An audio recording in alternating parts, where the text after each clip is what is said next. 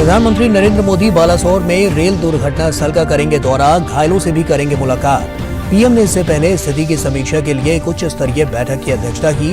बैठक में गृह मंत्री अमित शाह और रेलवे के आला अधिकारियों सहित अन्य संबंधित विभागों के अधिकारी रहे मौजूद। बालासोर रेल दुर्घटना में 238 से अधिक लोगों की मौत, 900 से अधिक लोग घायल। रेल मंत्री अश्विनी वैष्णव, शिक्षा मंत्री धर्मेंद्र प्रधान और ओडिशा के मुख्यमंत्री नवीन पटनायक ने किया घटनास्थल का दौरा। हादसे की होगी उच्च स्तरीय जांच।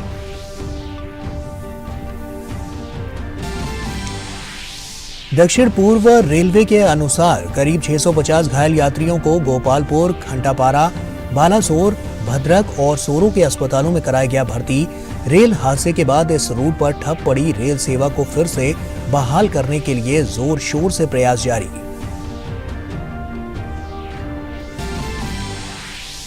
राष्ट्रपति, उपराष्ट्रपति और प्रधानमंत्री सहित केंद्रीय मंत्रियों ने घटना पर जताया दुख। संयुक्त राष्ट्र महासभा के अध्यक्ष का भी घटना पर दुख का इजहार। नेपाल के पीएम और अमेरिकी विदेश विभाग ने भी हादसे पर प्रकट की संवेदनाएं। मालदीव के विदेश मंत्री और सिंगापुर के उच्चायुक्त ने भी जताया शोक।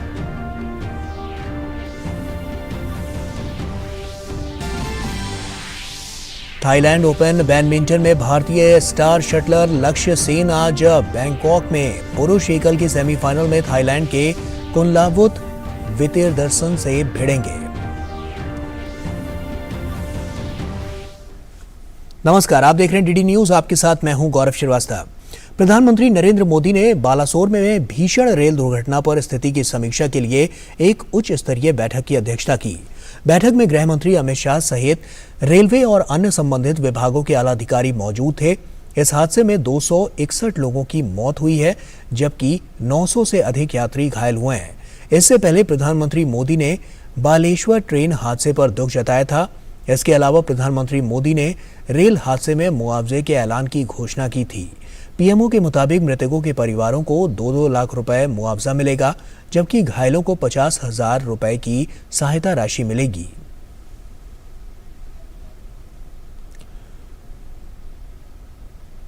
और वहीं ओडिशा के बालासोर में हुई भयानक रेल दुर्घटना में 261 लोगों की मौत हो गई है। इस घटना में 900 से अधिक लोग घायल हुए हैं। घायलों को गोपालपुर, खंटापारा, बालासोर, भद्रक और सोरो के विभिन्न अस्पतालों में भर्ती कराया गया है। घटना उस समय हुई जब शुक्रवार को शालीमार हावड़ा कोरोमंडल एक्सप्रेस बहनगा स्टेशन पर शाम करीब 6:51 पर पटरी से उतर गई, जबकि बेंगलुरु हावड़ा सुपरफास्ट ट्रेन उसी स्थान पर शाम 6:55 पर पटरी से उतर गई। घटना की सूचना मिलते ही राहत और बचाव कार्य शुरू कर दिया गया। एनडीआरएफ, राज्य आपदा प्रबंधन बल, राज्य अग्निशमन विभाग और चिकित्सा दलों की टीमें फौरन घटनास्थल पर पहुंच गईं।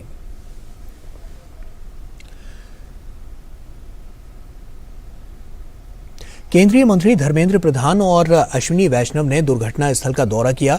इस मौके पर धर्मेंद्र प्रधान ने कहा कि प्रधानमंत्री नरेंद्र मोदी दुर्घटना स्थल का दौरा करेंगे और साथ ही अस्पताल में घायलों से भी मुलाकात करेंगे।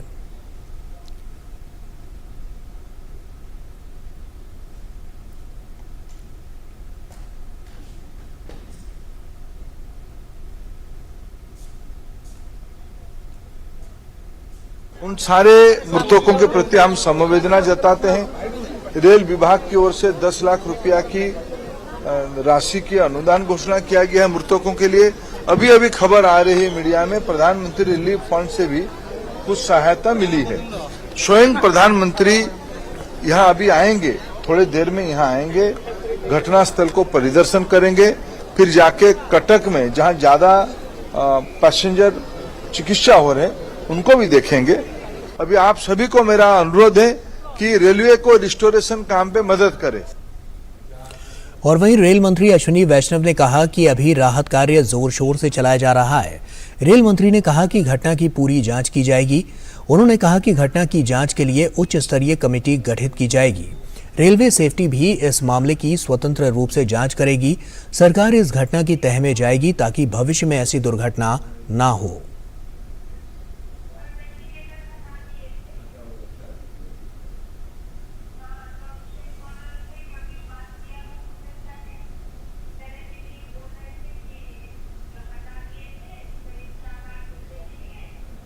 सारा का सारा फोकस रेस्क्यू पे होना चाहिए, रेस्टोरेशन पे होना चाहिए। रेस्क्यू करीब करीब कंप्लीट हुआ, अब रेस्टोरेशन का काम स्टार्ट हो गया है। एक तरफ से उस तरफ से रेस्टोरेशन का काम स्टार्ट हो गया है। अभी सबसे बड़ी जरूरत है कि हम सब के सब इस एरिया को खाली करें और जो बड़ी मशीनें रेस्टोरेशन में लगी हुई है उनसे दूर रहें। इस दुर्घटना के जड़ तक जाएंगे और कभी भी इस तरह की घटना वापस न हो उसकी व्यवस्था करेंगे। उधर ओडिशा के मुख्यमंत्री नवीन पटनायक भी बालासोर में घटनास्थल पहुंचे और उन्होंने वरिष्ठ अधिकारियों के साथ स्थिति का जायजा लिया। रेल मंत्री अश्विनी वैष्णव और मुख्यमंत्री नवीन पटनायक और वहां के कई स्थानीय नेता भी स्थिति का मुआयना उन्होंने किया और हादसे की जानकारी ली। रेल दुर्घटना के मद्देनजर ओडिशा के मुख्यमंत्री नवीन पटनायक ने राज्य में आज एक दिन के राजकीय शोक की घोषणा की है। आज पूरे राज्य में कोई उत्सव नहीं मनाया जाएगा।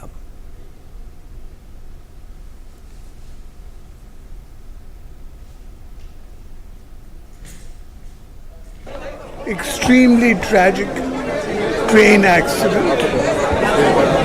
I have to thank the local people, the local teams and others who have worked overnight to save people from the wreckage. और रेल राज्य मंत्री राव साहेब पाटिल दानवे ने घटना पर दुख जताया और कहा कि हम सभी दिवंगत आत्माओं के लिए प्रार्थना करते हैं। जो हादसा हुआ ये दुखद हादसा है और इस हादसे में जो मृत व्यक्ति और जो इंजर्ड है उनके प्रति सबसे पहले मैं संवेदना व्यक्त करता हूँ। हमारे प्रधानमंत्री, हमारे गृह मंत्री, हमारे मंत्री इन्होंने भी संवेदना व्यक्त की है। और दक्षिण पूर्व रेलवे के एसडीजीएम विनीत गुप्ता ने घटना में बाकी बचे यात्रियों को सुरक्षित घर पहुंचाने के विषय में जानकारी दी। उन्होंने कहा कि रेलवे प्रशासन ने यात्रियों के लिए अलग अलग रेलों की व्यवस्था की है। एक ट्रेन में 200 यात्री थे जिनमें से ज्यादातर लोग मद्रास जा रहे थे। हमने यात्रियों को सुविधा दी थी कि वे अपने घर के पास वाले स्टेशन पर उतर सकते हैं। ऐसे में बहुत से लोग रास्ते में उतर चुके हैं। अब जो दूसरी ट्रेन आ रही है उसमें 1000 यात्री आ रहे हैं। हमारा लक्ष्य यात्रियों को सुविधा से उनके घर तक पहुंचाना है। ट्रेन खड़गपुर से चलाई हमने, तो हमने उसको जगह जगह हॉल्ट दिया। संतरागाछी पे भी हॉल्ट दिया, तो हमारी अभी जो इन्फॉर्मेशन के हिसाब से संतरागाछी में काफ़ी पैसेंजर उतर गए हैं। मछेड़ा में स्टॉपेज दिया गया था और भी स्टॉपेज दिए गए थे। तो ये अच्छा ही है कि सब अपने अपने घर के नज़दीक उतर गए। लेकिन अब जो यशवंतपुर ट्रेन आने वाली है उसमें 1000 यात्री थे, तो उसमें निश्चित रूप से यहाँ यात्री उतरेंगे। रिलीफ ट्रेन में 2-3 पैसेंजर, 4 पैसेंजर तो हमने भी देखे वो उतरे हैं। अगर हमने यात्रियों को सुविधा दी कि आप अपने घर के पास उतर जाइए तो अच्छा ही है ना। दूसरी ट्रेन जो यहाँ है लगभग 40-45 मिनट के बाद इसी प्लेटफॉर्म पे अभी तक प्लानिंग है। और बालासोर में हुई रेल दुर्घटना में एनडीआरएफ किस प्रकार से राहत कार्य कर रहा है, इस बारे में एनडीआरएफ के डीआईजी मनोज यादव से बात की हमारे संवाददाता विक्रमजीत सिंह ने। बालासोर में रेल दुर्घटना में एनडीआरएफ की टीमें लगातार जो है राहत और बचाव कार्यों के लिए जुटी हुई है। इस समय हमारे साथ बात करने के लिए मौजूद हैं डीआईजी एनडीआरएफ मनोज यादव जी। आइए उनसे बात करते हैं। सर, क्या स्थिति है इस समय बालासोर में ट्रेन? अभी हमारी थॉरो सर्च चल रही है और हर बॉगी में हमारी टीम्स इस बात को इंश्योर कर रही हैं कि कोई भी वहाँ पर कोई इंजर्ड या कोई और विक्टिम जो नहीं रह जाए या डेड बॉडी। इसके लिए कुछ बॉगीज़ जो है वो इस पोजीशन में है कि उनको लिफ्ट करना ज़रूरी है, या एक बॉगी दूसरे के साथ में इतने ज़्यादा उसमें फंस गई, मैंगल्ड हो गई है कि उसको उधर से निकालने के लिए हम लोग हैवी इक्विपमेंट यूज़ कर रहे हैं। और जब निकलने के बाद में सिचुएशन होगी कि उसमें कोई ऐसा तो नहीं कोई इंजर्ड हो या कोई डेड बॉडी हो, और मैक्सिमम तो सारी साइट में हम लोग जो बॉगी अभी है विजुअल है उसमें क्लियर कर दी गई हैं, बाकी काम चल रहा है। सर, कितने अभी तक डेड बॉडीज मिली हैं और कितने जख्मी हुए हैं? उनको किस प्रकार से आपने जो जख्मी थे उनको राहत दी है? इनिशियली जब वहाँ पर हमारी टीम पहुँची तो जो लोग इंजर्ड लोग थे और अलाइव थे उनको इमीडिएटली शिफ्ट किया गया, जिससे कि उनको इनिशियल ट्रीटमेंट मिल पाए, स्टेबलाइज करें। हमारी भी मेडिकल टीम वहाँ पे साथ में कंपोनेंट रहता है। और उसके बाद में जो एम्बुलेंसेज जो स्टेट गवर्नमेंट ने की थी या मेडिकल टीम, उनको हैंडओवर करके वहाँ से उनको भेजा गया हॉस्पिटल्स में। और कंट्रोल में सिचुएशन है हमारे में है कि हम फुली इक्विप्ड हैं इस सिचुएशन को डील करने के लिए। हमारे पास में रेस्क्यूअर्स भी ट्रेंड हैं रेलवे एक्सीडेंट्स को डील करने के लिए। दूसरा इक्विपमेंट भी हमारे पास में है। जो ये सारा हादसा हुआ है इसको मतलब स्थिति को सामान्य करने में आप कितना एस्टिमेट लगा रहे हैं, कितना समय लग जाएगा? जैसे मैंने अभी बताया कि किसी भी इस तरह के ऑपरेशन में हम जब तक फुल्ली कन्विंस नहीं हो जाते कि कोई भी इंजर्ड या डेड बॉडी नहीं है तब तक हमारा ऑपरेशन चलेगा। तो ये थे डीआईजी एनडीआरएफ मनोज यादव जी, जिन्होंने राहत और बचाव कार्यों की जानकारी दी। Vikramjit Singh, DD News, Delhi. और वहीं ओडिशा के बालासोर में रेल हादसे में 900 से ज्यादा लोग घायल हुए हैं, जिन्हें कई अस्पतालों में भर्ती कराया गया। घायलों को समुचित इलाज के लिए राज्य सरकार और रेलवे के अस्पतालों में पूरी व्यवस्था की गई। वहां के कई सामाजिक संगठन भी लोगों को हर संभव मदद कर रहे हैं। भद्रक के जिला मुख्यालय अस्पताल में घायलों को खून देने के लिए दानदाताओं की लंबी कतार देखी गई। इस दुखद घटना के दौरान लोगों का मानवीय पक्ष देखने को मिला।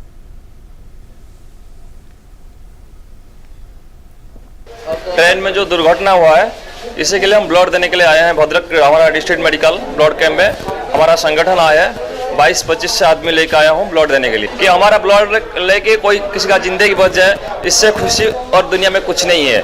इसलिए हमारा सो इच्छा से हमने आए हैं ब्लड देने के लिए। और ओडिशा के बालासोर में हुई भयानक रेल दुर्घटना के बाद इस रूट पर रेल सेवा ठप पड़ी है, जिसे फिर से बहाल करने के लिए जोर शोर से प्रयास किए जा रहे हैं। पटरियों को ठीक करने और रेल लाइन पर विद्युत सेवा को बहाल करने के लिए कई तकनीकी कर्मचारियों को लगाया गया है।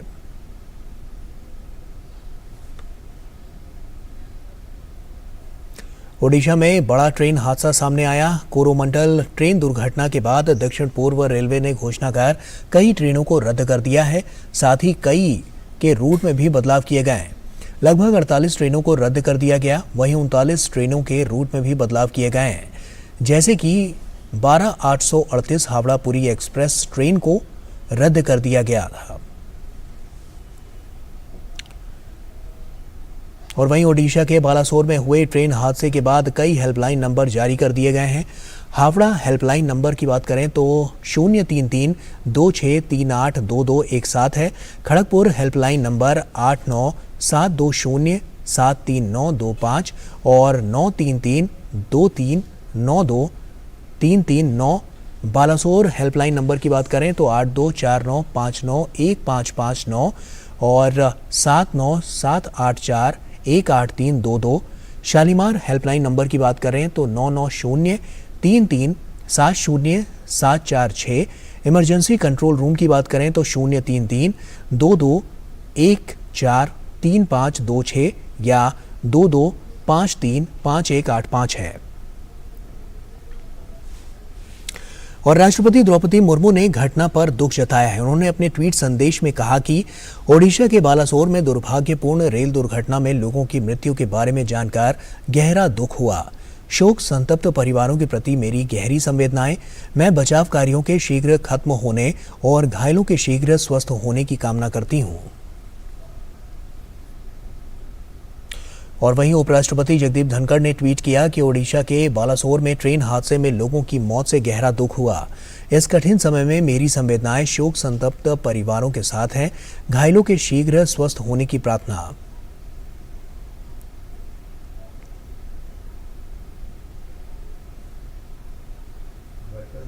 और वहीं भारतीय जनता पार्टी के राष्ट्रीय अध्यक्ष जेपी नड्डा ने घटना पर दुख जताया। इसी के साथ उन्होंने कहा कि बीजेपी ने केंद्र सरकार के 9 वर्ष पूरे होने के अवसर पर होने वाले तमाम कार्यक्रमों को आज के लिए स्थगित करने का ऐलान किया है। उन्होंने अपने ट्वीट संदेश में कहा कि ओडिशा के बालासोर में कल शुक्रवार शाम को हुआ भयावह रेल हादसा अत्यंत ही दुखद और मन को शोकाकुल कर देने वाला है। मैं इस हृदय विदारक घटना से मर्माहत हूँ। उन्होंने कहा कि इस भीषण रेल दुर्घटना को देखते हुए भारतीय जनता पार्टी ने केंद्र सरकार के 9 वर्ष पूरे होने के अवसर पर होने वाले कार्यक्रमों के साथ साथ देश भर में होने वाले अपने सारे कार्यक्रमों को आज के लिए स्थगित कर दिया है। जेपी नड्डा ने कहा कि मैं परमपिता परमेश्वर से शोक संतप्त परिवारों को इस असहनीय पीड़ा को सहने की शक्ति प्रदान करने की कामना करता हूं। ईश्वर मृत आत्माओं को अपने चरणों में स्थान दे। ओम शांति। और वहीं इसके अलावा विदेश मंत्री डॉक्टर एस जयशंकर ने घटना पर दुख जताया है। उन्होंने अपने ट्वीट संदेश में कहा कि ओडिशा में ट्रेन हादसे में लोगों की मौत से गहरा दुख हुआ। घायलों के शीघ्र स्वस्थ होने की प्रार्थना करता हूं।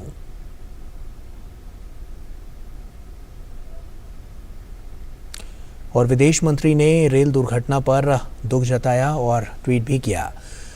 नेपाल के प्रधानमंत्री पुष्पकमल दहल ने ओडिशा ट्रेन हादसे पर शोक व्यक्त किया है। अपने ट्वीट में उन्होंने कहा कि मैं दुख की इस घड़ी में प्रधानमंत्री श्री नरेंद्र मोदी जी, सरकार और शोक संतप्त परिवारों के प्रति गहरी संवेदना व्यक्त करता हूं।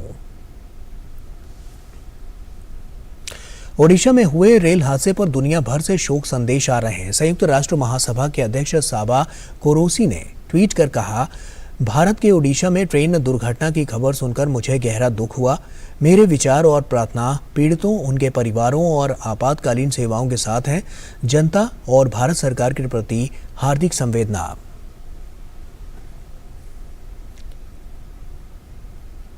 अमेरिकी विदेश विभाग के bureau of south and central Asia affairs ने लोगों की मौत पर शोक व्यक्त किया और ट्वीट कर कहा, पूर्वी भारत में त्रासदीपूर्ण ट्रेन दुर्घटना से बहुत दुखी हूं। इस घटना में कई लोगों के घायल होने या मरने की खबर है। अपने प्रियजनों के नुकसान का सामना करने वाले सभी लोगों के प्रति हमारी गहरी संवेदना।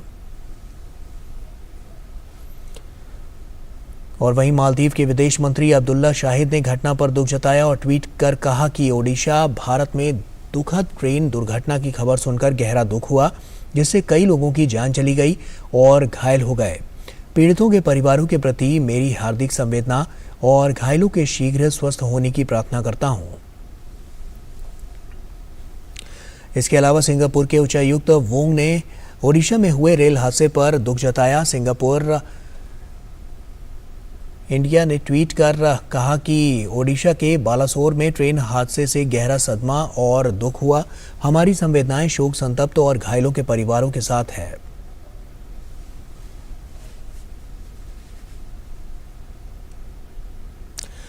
आगे बढ़ते हैं। प्रधानमंत्री नरेंद्र मोदी अपनी अमेरिका की यात्रा के दौरान 22 जून को वहां की संसद की संयुक्त बैठक को संबोधित करेंगे। अमेरिका ने कहा कि संयुक्त बैठक को संबोधित करने के लिए प्रधानमंत्री मोदी को आमंत्रित करना हमारे लिए सम्मान की बात है। दरअसल अमेरिका के राष्ट्रपति जो बाइडेन ने प्रधानमंत्री मोदी को आधिकारिक यात्रा के लिए अमेरिका आमंत्रित किया है। United states of house of representatives और यूनाइटेड स्टेट्स सीनेट की ओर से संयुक्त बयान में कहा गया कि प्रधानमंत्री मोदी का अमेरिकी संसद को संबोधित करना हमारे लिए गर्व की बात होगी। दोनों देशों के बीच साझेदारी लगातार बढ़ रही है। प्रधानमंत्री मोदी इस दौरान भारत के भविष्य के लिए अपने दृष्टिकोण और दोनों देशों के सामने आने वाली वैश्विक चुनौतियों पर अपनी बात रखेंगे। उधर रक्षा मंत्री राजनाथ सिंह 5 और 6 जून 2023 को नई दिल्ली में अपने अमेरिकी और जर्मन समकक्षों के साथ द्विपक्षीय वार्ता करेंगे। दोनों देशों के साथ रक्षा सहयोग बढ़ाने पर फोकस किया जाएगा। अमेरिकी रक्षा मंत्री के साथ रक्षा मंत्री की बैठक 5 जून को होगी, जबकि जर्मन संघीय रक्षा मंत्री के साथ वार्ता 6 जून को होगी। दोनों बैठकों के दौरान औद्योगिक सहयोग पर द्विपक्षीय रक्षा सहयोग के मुद्दों पर चर्चा होने की संभावना है। अमेरिकी रक्षा मंत्री 2 दिवसीय यात्रा पर 4 जून को सिंगापुर से पहुंचेंगे और ये सेक्रेटरी ऑस्टिन की दूसरी भारत यात्रा होगी। इससे पहले मार्च 2021 में ये यात्रा हुई थी। जर्मनी की संघीय रक्षा मंत्री 5 जून से भारत की 4 दिवसीय यात्रा पर होंगे।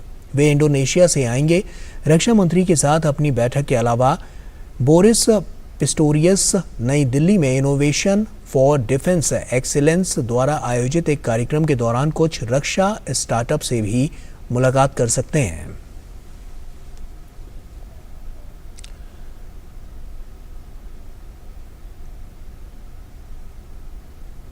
152 साल पुराने देशद्रोह कानून को लेकर लॉ कमीशन ने सरकार को अपनी रिपोर्ट सौंप दी है। आयोग का कहना है कि भारतीय दंड संहिता की धारा 124A को आईपीसी में बनाए रखने की आवश्यकता है। इसको हटाने के लिए कोई वैलिड रीजन नहीं है। हालांकि कानून के उपयोग को लेकर ज्यादा स्पष्टता बनी रहे, इसके लिए कुछ संशोधन किए जा सकते हैं। कानून में और ज्यादा स्पष्टता लाने के लिए आयोग ने कुछ सुझाव भी दिए हैं। कमीशन ने कहा है कि न्यूनतम सजा 3 साल की जगह 7 साल होनी चाहिए। कानून के दुरुपयोग को रोकने के लिए स्पष्ट गाइडलाइंस की जरूरत है।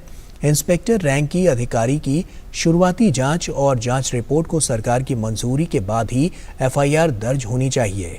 सुप्रीम कोर्ट ने 2022 में अंग्रेजों के जमाने से चले आ रहे देशद्रोह कानून को स्थगित कर दिया था। सुप्रीम कोर्ट ने इस कानून को चुनौती देने वाली जनहित याचिका पर सुनवाई करते हुए आदेश दिया था कि राजद्रोह कानून के तहत कोई भी मामला फिलहाल दर्ज नहीं किया जाना चाहिए। वहीं केंद्र ने भी सुप्रीम कोर्ट से मामले की सुनवाई टालने का आग्रह ये कहते हुए किया था कि सरकार ने लॉ कमीशन से इस मामले में सुझाव मांगे हैं।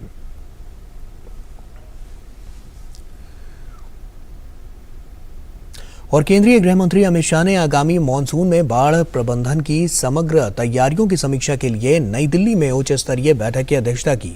गृह मंत्री ने देश की 12 बाढ़ समस्याओं को कम करने के लिए एक व्यापक नीति तैयार करने के लिए दीर्घकालिक उपायों की भी समीक्षा की। उन्होंने कहा कि प्रधानमंत्री नरेंद्र मोदी के नेतृत्व में आपदा के दौरान जान माल के नुकसान में कमी के प्रयास किए जा रहे हैं। उन्होंने कहा कि वर्तमान में मौसम विज्ञान विभाग और केंद्रीय जल आयोग 5 दिनों के लिए वर्षा और बाढ़ का पूर्वानुमान दे रहा है। गृह मंत्री ने कहा कि इसे अगले मॉनसून तक 7 दिनों के पूर्वानुमान तक विस्तारित किया जाएगा ताकि बाढ़ प्रबंधन में और सुधार किए जा सकें। गृह मंत्री ने अगले वर्ष मार्च तक एक व्यापक सॉफ्टवेयर विकसित करने का निर्देश दिया। गृह मंत्री ने अधिकारियों को देश के प्रमुख जल ग्रहण क्षेत्रों में बाढ़ के पूर्वानुमान और जल स्तर में वृद्धि के लिए स्थायी प्रणाली बनाने के लिए केंद्र और राज्य एजेंसियों के बीच समन्वय को मजबूत करने का निर्देश दिया। उन्होंने कहा कि वर्तमान मौसम में अनुमानित नदी के स्तर की निगरानी प्रति घंटे के आधार पर की जानी चाहिए। अमित शाह ने सभी संबंधित हितधारकों से बाढ़ से पूर्व तटबंधों की निगरानी, निकासी और अस्थायी आश्रयों सहित उचित उपाय करने को कहा। उधर अमरनाथ यात्रा 2023 के लिए रजिस्ट्रेशन शुरू हो गया है। इस बार ये यात्रा 1 जुलाई से शुरू हो रही है, जो कि 31 अगस्त तक चलेगी। जम्मू कश्मीर के उपराज्यपाल मनोज सिन्हा ने बताया कि 1 जुलाई से देश भर के श्रद्धालु अमरनाथ यात्रा करने आएंगे। इस यात्रा को सुगम बनाने के लिए हर तरह का प्रयास किया जा रहा है। ये यात्रा 31 अगस्त को समाप्त होगी। उन्होंने ये भी कहा कि देश भर के श्रद्धालु जो इस यात्रा के लिए आएंगे वो एक अच्छा अनुभव लेकर जाएंगे।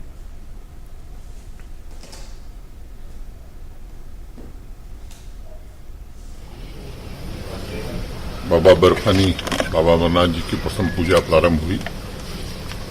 1 जुलाई से देश भर के श्रद्धालु इस पवित्र यात्रा के लिए आएंगे। श्री अमरनाथ श्राइन बोर्ड यात्रा को सुगम बनाने के लिए हर कोशिश कर रहा है। जम्मू कश्मीर प्रशासन भी उस व्यवस्था को समुचित ढंग से चलाया जा सके, इसकी पूरी तैयारी में है। और यात्रा 31 अगस्त रक्षाबंधन के दिन समाप्त होगी। मैं जम्मू कश्मीर के सभी निवासियों से भी निवेदन करना चाहता हूं, जिस तरह से यहाँ के स्थानीय निवासी हर वर्ष इस यात्रा में अपना पूरा सहयोग देते हैं, इस साल भी पूरा सहयोग देंगे। और मैं उम्मीद करता हूं कि देश भर के जो श्रद्धालु आएंगे वो एक अच्छा अनुभव लेकर के जाएंगे। और इसी के साथ फिलहाल इस बुलेटिन में इतना ही। दीजिए इजाजत। नमस्कार।